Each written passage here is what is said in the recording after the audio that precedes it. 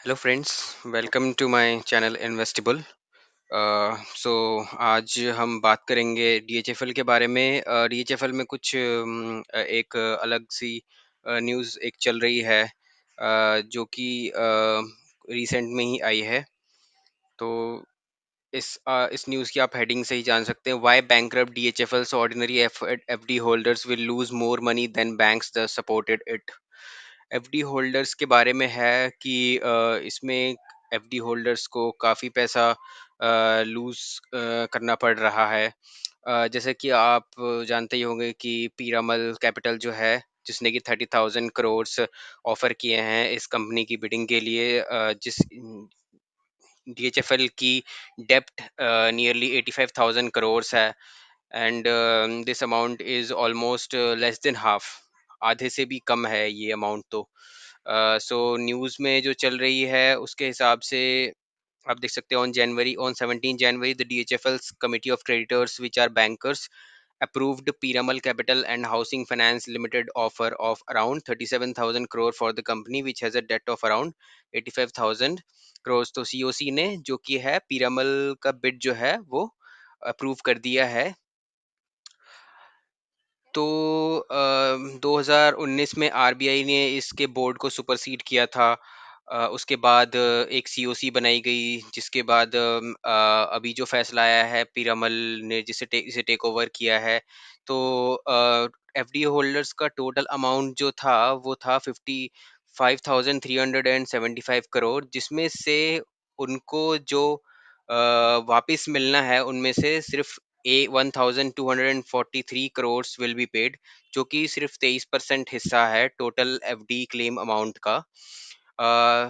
क्योंकि ऐसा इसलिए हुआ है कि काफ़ी एफडी होल्डर्स को ये जानकारी नहीं होगी, तो मैं आपको बता दूं कि जब भी कंपनी पैसा किसी से बोरो करती है तो उनके प्रेफरेंस होते हैं। जैसे कि आप अगर बैंक से पैसा ले रहे हो तो उसे सिक्योर्ड लोन्स में आता है, जिससे कि मतलब इन केस उनके पैसे के क्लेम में अगर कोई दिक्कत आती है तो वो उनकी सिक्योरिटीज को सीज करते हैं, कुछ करते हैं। लेकिन जो एफडी होल्डर्स हैं, जो एनसीडी होल्डर्स हैं, उनका पैसा जो होता है वो नॉन सिक्योर्ड होता है।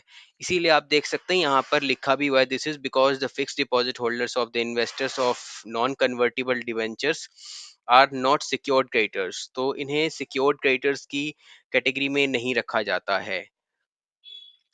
When a bank extended a loan to DHFL, the later assets, financial or physical, were kept as collateral with the banks। कोई बैंक अगर DHFL से जिसने भी DHFL ने जिस भी बैंक से पैसे लिए हैं, तो उनके जो एसेट्स होते हैं, उनके जो फाइनेंशियल और फिजिकल एसेट्स होते हैं, वो बैंक के पास कोलेटरल रहते हैं। इसीलिए DHFL में जो उन्होंने लोन्स DHFL ने बैंक के द्वारा लिए हैं वो सिक्योर्ड होते हैं काफी हद तक। बट जो पब्लिक डिपॉजिट होता है वो सिक्योर्ड नहीं होता है। According to the IBC, secured creditors are the highest priority. इसलिए सिक्योर्ड क्रेडिटर्स को हाईएस्ट प्रायोरिटी दी जाती है as compare to unsecured creditors. Unsecured creditors को कम प्रायोरिटी दी जाती है। इसीलिए पहले जो फैसला आया है वो बैंकों के लिए, उसके बाद जैसे जैसे नीचे हम आते जाते हैं वैसे वैसे फैसला आता है। यहाँ पर एफडी होल्डर्स की, तो एफडी होल्डर्स ने इस प्लान को रिजेक्ट कर दिया है। डीएचएफएल के अराउंड 77,000 रिटेल फिक्स डिपॉजिटर्स हैं, जिसमें से 3,500 इंस्टीट्यूशनल फिक्स डिपॉजिटर्स हैं। और एफडी होल्डर्स, जो रेजोल्यूशन एफडी होल्डर्स के लिए आया है उसमें ये कहा जा रहा है कि एफडी होल्डर्स जिनके 2 लाख का अमाउंट है उनको पूरी अपनी एंटायर मनी बैक मिल जाएगी, इंटरेस्ट तो नहीं मिल पाएगा। हाउएवर जो दो जिनकी डिपॉजिट अमाउंट 2 लाख से ऊपर है उनको सिर्फ अपने मनी का 25% हिस्सा मिलेगा, ऐसा इस न्यूज़ में कहा गया है। तो अब इस समय 400 पटिशनर्स, यानी कि 400 केस फाइल हो चुके हैं एफडी होल्डर्स की तरफ से। And they want their money, total money back. ये अपना पूरा पैसा मांग रहे हैं कि आप हमें अपना पूरा पैसा पे कीजिए। एंड देखिए, ये तो जब कोर्ट अपना फैसला देगी तभी कुछ क्लियर होगी इस बात पे पिक्चर। हम तो बस यही कह सकते हैं जो हमें इस समय दिख रहा है। अ, तो बाकी इसकी जानकारी अगर मैं आपको दूं, तो फिलहाल तो अ, इसके एफडी होल्डर्स ने अपनी पिटिशंस फाइल की हुई हैं, देखते हैं क्या फैसला आता है। जहाँ तक मुझे इन्फॉर्मेशन है कि 20 जनवरी 20 या आज या फिर कल शायद हियरिंग है इस चीज़ की। तो कोई न्यूज़ आती है तो मैं डेफिनेटली आपको अपने वीडियो के माध्यम से अपडेट करूँगा। आप मेरे वीडियो को सब्सक्राइब कीजिए, लाइक कीजिए अगर आपको मेरे वीडियो का कंटेंट समझ में आया। और अगर कोई एफडी होल्डर्स अपनी डाउट कुछ पूछना चाहता है तो प्लीज़ कमेंट बॉक्स पे अपना कमेंट कीजिए, मैं उस पे ज़रूर रिप्लाई करूँगा।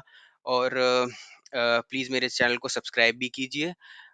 मैं आने वाले कुछ वीडियोज़ में आपको कुछ अच्छे इन्वेस्टमेंट टिप्स दूँगा, कोई अच्छे शेयर्स बताऊँगा जिसे कि आप लॉन्ग टर्म के लिए होल्ड करेंगे तो सही पैसे इन्वेस्टमेंट के द्वारा आपको प्राप्त होंगे।